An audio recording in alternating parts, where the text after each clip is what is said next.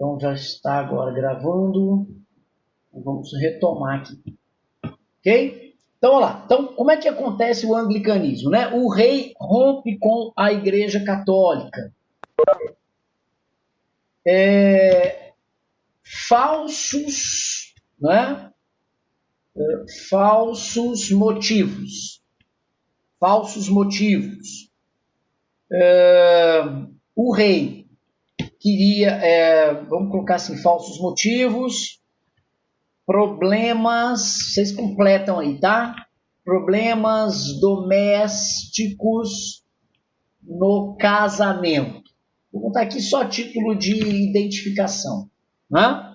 O rei queria cancelar o seu casamento porque a esposa dele não havia gerado filhos varões, ou seja, filhos homens. Né? Claro que isso era falso.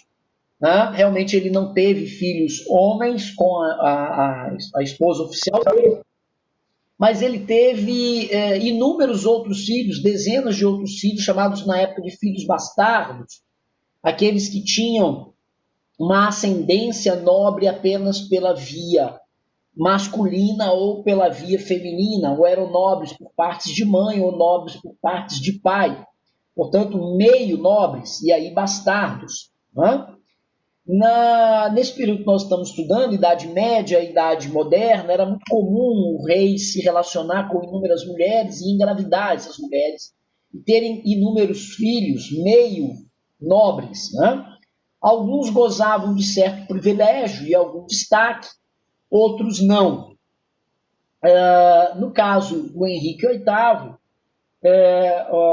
a filha bastarda dele, que depois veio a assumir o trono da Inglaterra, foi a rainha Elizabeth I. Rainha essa que existem vários filmes que contam a história dela, né? A rainha virgem, de virgem não tinha nada, mas que conta bastante a história dela. Então vocês podem buscar aí no Google inúmeros, para mais de 5, 6 filmes diferentes, títulos diferentes de filmes que contam a história da rainha Elizabeth I, que não tem nada a ver com a Elizabeth II. Ok?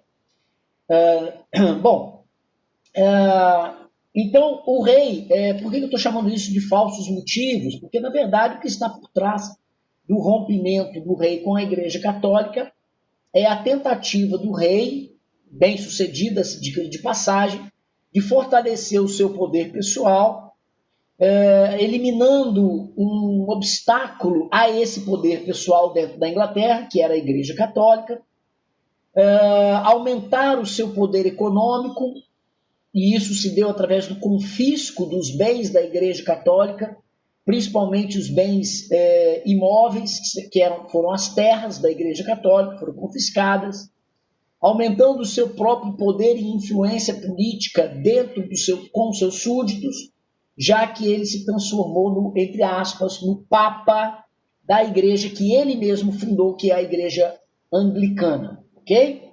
Então, o rei rompe com a Igreja Católica, falsos motivos. Objetivo real do rei. Então, qual é o objetivo real do rei? Anotem aí, por favor. Fortalecimento do poder pessoal. Fortalecimento do poder pessoal. E o contexto que nós estamos estudando aí é o contexto do que a gente chama de absolutismo. É o absolutismo, tá bom? Então, esse fortalecimento do poder do rei, esse fortalecimento do poder pessoal do rei, se dá através do controle administrativo, número 1, se dá pelo controle político, não é? Que é o poder que ele exerce de lei, de legislar, é o poder de administrar, então é o poder executivo, o poder legislativo, é o poder de julgar, é o poder judiciário, é o poder econômico, porque ele controla as finanças da Inglaterra, mercantilismo, aquele sistema econômico fundado em cima do controle do Estado, e nesse caso o Estado sou eu, né? Lembra do Luís XIV, a frase do Luís XIV, que personalizou bastante, caracterizou bastante, né, essa ideia do personalismo do poder no absolutismo, né? E agora, com o rompimento com a Igreja Católica, o poder religioso, tá bom? Então, é isso. Bom, quando ele, então, rompe com a Igreja Católica, ele funda uma nova igreja, né? Então, aqui, ó, Igreja Anglicana, fundada e controlada pelo rei. E passa a ser o chefe religioso da Igreja Anglicana. Ok? Isso parece uma coisa muito boa, mas ao longo do tempo da história inglesa se mostrará um problema. Por quê? Porque vocês sabem que a Inglaterra é o principal país que compõe um conjunto maior de países chamado de Grã-Bretanha. E dentro da Grã-Bretanha, naquela época, no século XVI, estava inserido países com outras religiões, ou que desenvolveram outras religiões. Por exemplo, os puritanos, por exemplo, os presbiterianos e os próprios católicos que existiam dentro da Grã-Bretanha, a saber, País de Gales, Inglaterra, Irlanda e isso, né? É isso? Falei todos? Isso aí. Então, essa região toda chamada de Grã-Bretanha tinha como principal país e país de controle a Inglaterra, né? Então, a Inglaterra, quando cria o anglicanismo, cria também um problema religioso, político-religioso, dentro da Grã-Bretanha, que é a submissão das demais religiões, os presbiterianos, os puritanos e os católicos, à autoridade religiosa anglicana do rei. Tá certo? O ponto máximo dessa rivalidade religiosa que eu estou trazendo aqui para vocês, prestem atenção na data, nós estamos no ano de 1534, o ponto máximo dessa rivalidade religiosa dentro da Inglaterra foi, sem dúvida nenhuma, no governo do Carlos I. Vamos lembrar do Carlos I. Carlos I foi o rei absolutista na Inglaterra, que viveu dentro da chamada Revolução Inglesa, a primeira fase da Revolução Inglesa, a chamada Guerra Civil de 1642, 43, 44, né? E que culminou com a morte do Carlos, julgado e condenado, decapitado na Inglaterra. Foi uma guerra civil, está inserida dentro da Revolução Inglesa. Ok? E por que o auge desse problema que é religioso foi lá no governo do Carlos? Porque o Carlos era casado, a esposa dele era católica, certo? E ele era chefe da igreja anglicana. Então, parte do parlamento, que era anglicano, questionava muito não só esse casamento, mas a influência que a mulher tinha sobre ele. Então, os assuntos religiosos se transformaram em assuntos políticos, de forma muito clara, muito evidente e muito problemática no século XVI, XVII, dentro da Inglaterra. Tá bom? Então tá aí, Igreja Anglicana, fundada e controlada pelo rei, não é? Vamos botar aqui, ó, resultados, crises e perseguições religiosas. Crises e perseguições religiosas. Tudo bem? Bom, vamos lembrar desse nome aqui, ó, Ato de Supremacia, que é o documento que rompe com a Igreja Católica, cria a igreja anglicana e confisca os bens da igreja católica. Tá joia? Então tá aí o ato de supremacia. Tá joia? Bom, outra coisa importante que a gente pode falar sobre o anglicanismo. O anglicanismo, ele adotou vários princípios importantes do movimento protestante, como o princípio da predestinação, o princípio da riqueza como confirmação da predestinação, da escolha de Deus, e tudo isso contribuiu, né, fortaleceu a burguesia dentro da Inglaterra, certo? Então, a gente pode dizer que o anglicanismo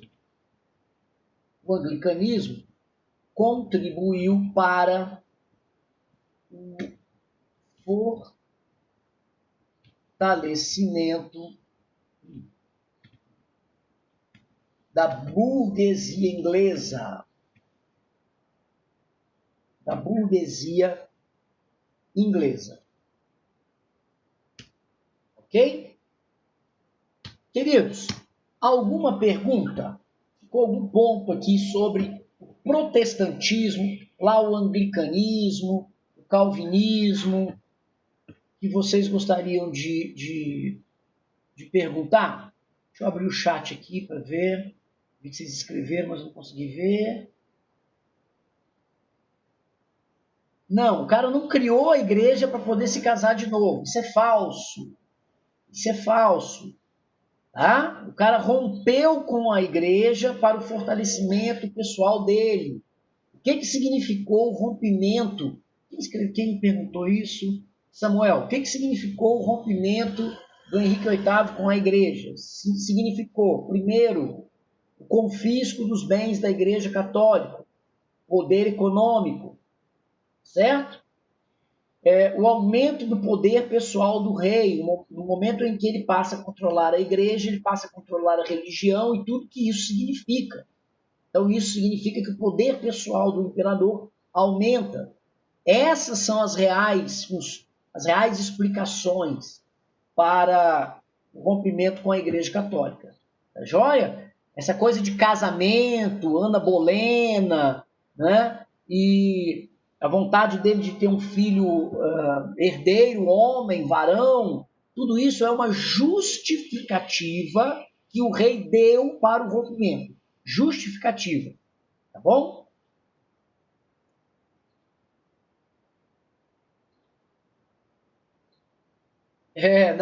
Não, na verdade o Carlos não tomou prejuízo, não. A morte do assassinato do Carlos não tem a ver com a religião. A religião é um elemento que explica os conflitos entre o parlamento e o rei. Tá? Eu estou só mostrando aqui para vocês que no caso da Inglaterra, o protestantismo ele vai ter consequência, a criação do protestantismo, tal como ele foi, com o rei rompendo, porque vamos devagar, vamos lá, para não ficar dúvida sobre isso, que isso é importante. Quando a gente olha para o luteranismo e para o calvinismo, o que existe de comum nesses dois movimentos, que são os primeiros? O luteranismo e o calvinismo. Lutero e Calvino eram membros da igreja, eram clérigos, estavam dentro da igreja. Portanto, o movimento é um movimento interno da igreja, de contestação interna da igreja. E isso tem um impacto, obviamente. Agora, o anglicanismo ele é completamente diferente. O anglicanismo não é um movimento interno. O anglicanismo é um movimento político de um rei que é católico e sempre foi. A Inglaterra sempre foi católica. Sempre. Certo? Não houve um período da história que a Inglaterra não fosse católica. Desde a criação do cristianismo, a expansão do cristianismo no século V para a região da Gália, que é a França, divisa com a região da Inglaterra, sempre existiu. E de lá até 1534, os ingleses eram católicos, tá certo? Então, quando o rei se posiciona contra a igreja, isso tem um significado enorme para o período que nós estamos estudando, porque toda a história europeia anterior era de parceria entre os reis e a Igreja Católica. Tá certo? Então a gente pode dizer que o Henrique VIII inaugurou um evento extremamente preocupante para a Igreja Católica. Porque uma coisa é você perder súditos aqui e acolá, que saem, que abandonam a Igreja Católica e aderem às novas religiões protestantes. Isso é uma coisa. Outra coisa, bem mais grave, é dizer que os reis vão abandonar a Igreja Católica para fundar as suas próprias religiões. Se isso vira moda, não virou, graças à Igreja Católica, certamente a Igreja Católica teria acabado. Não é? Hoje aqui nós não teríamos Igreja Católica, provavelmente. Ela teria deixado de existir se os reis europeus fundassem suas próprias religiões, deixando a Igreja Católica a Deus dará, ou confiscando os bens da Igreja Católica. Então, o entendimento dessa questão política e econômica é importantíssimo. É esse o cerne da reforma anglicana. Ok? Segundo ponto, para finalizar, anglicanismo. Segundo ponto, as consequências desse processo vão ser gravíssimas, a ponto de certa forma, criar um ambiente social de desequilíbrio dentro da Inglaterra no século XVII. Não é? Que elementos históricos confirmam esse desequilíbrio social no século XVII dentro da Igreja Católica? A fuga em massa de comerciantes, de manufatureiros, de burgueses para a América, tá certo? De classe média alta, de agricultores, fugindo das guerras religiosas dentro da Inglaterra, tá certo? Você não vai observar isso na Espanha, você não vai observar isso em Portugal, você não vai observar isso em outras regiões católicas, tá certo? Então, o caso da Inglaterra, ele é muito importante, tá bom? Muito bem, vamos para, então, a última parte da nossa aula, e aí vamos mudar aqui para o PowerPoint, para falar sobre a atuação da Igreja Católica no combate ao protestantismo. A atuação da Igreja Católica no combate ao protestantismo. Vou falar mais baixo, porque eu estou gritando aqui, estou com os dois fones de ouvido. Então vamos lá. O que foi a Contra-Reforma? O nome já é autoexplicativo, né? É um movimento contrário à reforma, certo? Bom, esse movimento contrário à reforma, ele demorou um pouquinho para acontecer. Demora aproximadamente 30 anos, 3 décadas, né, após o Martinho Lutero, em 1517, expor ao público, né, as chamadas teses de Lutero, não é? As 95 teses de Lutero. E por que a Igreja Católica demorou tanto tempo para agir? Porque a Igreja Católica, no início, ela subestimou o poder dessas religiões, a capacidade dessas religiões de arregimentar fiéis, a rapidez do processo de saída de fiéis da Igreja Católica para essas igrejas protestantes e a rapidez da multiplicação de seitas de caráter protestante, como presbiterianos, como os huguenotes, como os calvinistas, como os anglicanos, por toda a Europa e também fora da Europa. Ok? Então, quando chega em aproximadamente aí, meados do século XVI, 1540, 1550, a Igreja Católica percebe que era necessário reformular a Igreja Católica. Mas não reformular tal como o Lutero havia proposto. Lembra do Lutero, monge da Igreja Católica, havia proposto. O que das 95 teses a Igreja Católica pegou e aplicou dentro da Igreja Católica? Nada. Pelo menos não nada diretamente, né? Mas as mudanças precisavam acontecer. Primeiro, com qual objetivo? Primeiro, conter o avanço da reforma protestante. Segundo ponto, então, primeiro, conter o avanço da reforma protestante. Para que teve concílio de Trento? Para que teve contra-reforma? Primeiro, conter o avanço da reforma protestante. Segundo, expandir a fé católica, expandir a fé cristã para fora da Europa. Então, esses dois pontos são os pontos principais do Concílio de Trento, ou seja, concílio, uma reunião religiosa das lideranças religiosas na cidade de Trento, na Itália. Ok? Concílio de Trento.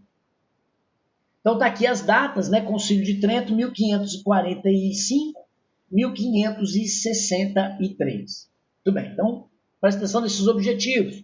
Primeiro, conter o avanço. Segundo, expandir para fora da Europa. Que estratégias a Igreja Católica adotou para alcançar esses dois objetivos? No primeiro caso, que foi o caso de conter o avanço do protestantismo, foi criar uma lógica de perseguição religiosa dentro da Europa. Então, a Igreja Católica institucionalizou, organizou, criou, estruturou, financiou a perseguição religiosa aos protestantes. A ferramenta mais conhecida, né, historicamente para essa ação foi a reativação e expansão do Tribunal do Santo Ofício e da Inquisição. Tribunal do Santo Ofício e da Inquisição. Ora, o que foi a Inquisição? A Inquisição foi um movimento violento organizado pela Igreja Católica de caráter jurídico, portanto, existia um julgamento religioso, né? Hoje isso parece absurdo, mas naquela época existia um julgamento religioso das pessoas, a ponto de condenar ou absolver as pessoas. As pessoas eram condenadas quando elas eram consideradas hereges. E quem eram os hereges? Os hereges eram todos aqueles que se posicionavam religiosamente contra a Igreja Católica. Então, imediatamente a reativação da Inquisição, todo aquele que se colocava como protestante, seja luterano, seja presbiteriano, seja huguenote, seja anglicano, o que fosse, era considerado herege. E se assim fosse, estava sob pena de ser preso, julgado e condenado pela Igreja Católica. Onde isso não funcionou? Dentro da Inglaterra. Por quê? Porque dentro da Inglaterra a religião oficial era protestante. Certo? Então, perceba como que a Igreja Católica perdeu poder dentro da Inglaterra. Né?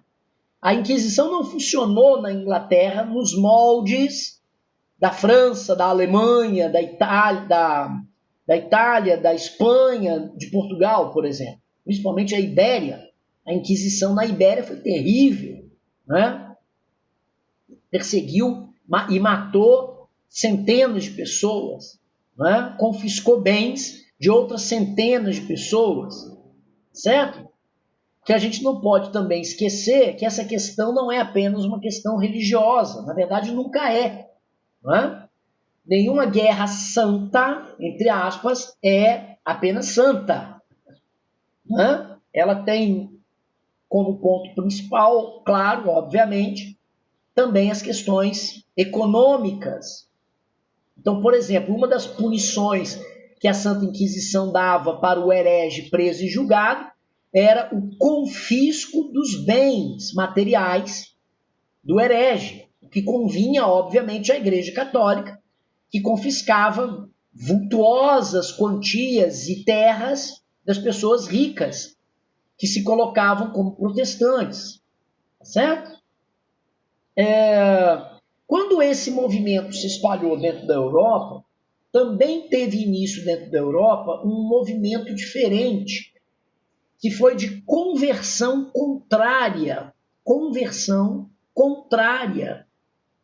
Ou seja, quem era protestante ou quem havia nascido em famílias protestantes, nos anos seguintes, na maturidade, se convertem ao cristianismo. Atenção para a expressão, cristãos novos. Cristãos novos. Tá certo? Por exemplo, inúmeros foram os holandeses que no século XVII se converteram, mesmo que só de forma enganosa, né? Só para a sociedade ver, se converteram ao cristianismo. Tá? Inúmeros foram os judeus que se converteram ao cristianismo. Ok? São os cristãos novos. Porque a Igreja Católica efetivamente botou terror. E os reis católicos apoiaram muito esse movimento da Contra-Reforma. Eu estou falando principalmente dos reis portugueses, dos reis espanhóis, que controlavam praticamente toda a América no século XVII. Filipe II, por exemplo, que vocês aprenderam lá em História do Brasil, na época da União Ibérica entre Portugal e Espanha, cujo resultado para o Brasil foi tenebroso, porque o Brasil entrou numa crise econômica enorme e numa crise política maior ainda, dando inclusive margem para as invasões holandesas em Pernambuco e para quase perda total do território nordestino para a Holanda. O Filipe II foi um cara que apoiou enormemente a Inquisição, a Igreja Católica e a expansão do cristianismo. Né? Muito bem. Então, já entendemos aí o primeiro ponto, né? Conter o avanço do protestantismo. Como é que você contém o avanço? Pelo terror, pelo medo, pela Inquisição, pela morte, pelo julgamento e condenação. Certo? Existe uma outra expressão para vocês escreverem aí, auto de fé. Auto de fé. Era a cerimônia de julgamento feita em praça pública na época. O auto de fé. Os soldados do rei iam de porta em porta, batendo na porta das pessoas, para que elas viessem para a praça para assistir o auto de fé. Era obrigatório o auto de fé. E por que o auto de fé era obrigatório? Porque lá no auto de fé acontecia coisas horríveis, como torturas, a própria fogueira, né? As pessoas que eram queimadas vivas na fogueira. Então aquilo ali servia para espalhar o medo também entre as pessoas. Muito bem, vamos fechar aí. Isso aí é a forma de conter a Revolução Protestante. Segundo objetivo, qual é a forma de expandir? Bom, você só pode expandir para regiões que teoricamente não têm religião. Entre aspas. Na prática, o que foi isso? Foi a expansão do monoteísmo cristão, através da Igreja Católica, para as recém-ocupadas terras da África, da Ásia e da América, principalmente. E para isso, o Concílio de Trento foi muito sábio ao criar um grupo de religiosos militarmente treinados para viver nos confins da selva, dos animais, das comunidades indígenas violentas, algumas canibais, como os goitacás aqui no Brasil, né? para tentar converter esses nativos ao monoteísmo cristão e à Igreja Católica e ao catolicismo. Isso deu muito certo em algumas regiões do planeta, em outras nem tanto. Onde deu muito certo? Na América. Na América isso deu muito certo. Do México para baixo, a maior parte da população é católica, ok? É cristã católica. O Brasil ainda é o maior país católico do mundo. Na Ásia, isso já não deu tão certo assim, porque a influência de outras religiões, como o budismo e como o taoísmo, dificultaram a expansão do catolicismo na América. Na própria China, por exemplo, os jesuítas foram expulsos no século XVI, no século XIX, né? Os jesuítas foram expulsos. Mas aqui na América deu muito certo, porque a América, a Companhia de Jesus, né, os jesuítas, a Companhia de Jesus e os jesuítas, criaram talvez a melhor estratégia de dominação após as armas, que é o convencimento, né? A manipulação através do convencimento. Existem duas formas de você promover a conversão: pelo convencimento e pela força. Por isso que vocês vão se deparar ao longo do estudo de vocês sobre esse tema que nós estamos aqui, em videoaulas, em textos que vocês vão procurar para estudar, a expressão entre a cruz e a espada, para fazer referência aos nativos americanos, né, aos ameríndios, que nesse período ficaram entre a cruz e a espada. O que significa isso? Ou eles se convertiam ao catolicismo de livre e espontânea vontade, mudando a sua estrutura de organização cultural e social, ou eles morriam, né? Então, essa é a característica principal da Contra-Reforma, ok? Queridos, eu me empolguei aqui mais do que eu devia. Vejo no relógio que já são 4h40, tem alguns alunos que vão sair para outra aula, parece, né? E eu gostaria de saber, então, se ficou alguma dúvida sobre reforma e contra-reforma. Se não, eu vou encerrando a aula aqui e dizendo a vocês que eu vou postar lá no portal da escola um conjunto de atividades. Se eu não fizer isso hoje, eu faço amanhã, se Deus quiser, um conjunto de atividades sobre esse tema agora que a gente trabalhou, né? No dia de ontem, no dia de hoje, reforma e contra-reforma, para servir a título de fixação do conteúdo para vocês, ok? Professor, você falou que a Inquisição foi diferente na Inglaterra. Não, ela não foi diferente, ela não funcionou na Inglaterra, né? Já que a Igreja Católica não tinha mais ação dentro da Inglaterra após a criação do anglicanismo. Tudo bem, Samuel? Muito bem. Pessoal, vai para o conteúdo, dá uma estudada, busque informações. A atividade vai estar no portal no mais tardar até amanhã, se Deus quiser. E na aula que vem, vocês tragam as dúvidas. A gente já começa a próxima aula resolvendo dúvidas. Tá bom? Forte abraço, fiquem com Deus. Até semana que vem.